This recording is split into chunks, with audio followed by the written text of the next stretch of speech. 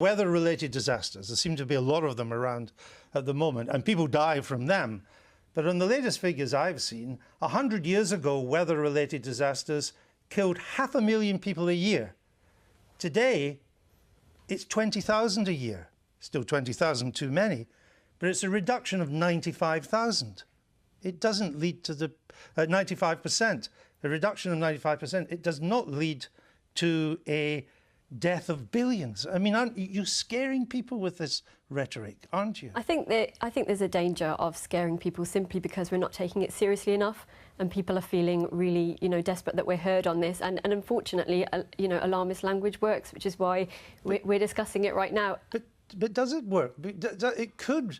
I mean, I've seen young girls on television, part of your demonstration, particularly the school ones, when they take the day off to demonstrate, crying because they think they're going to die in 5 or 6 years' time. No, it's not necessarily. Crying because they don't think they'll ever see adulthood.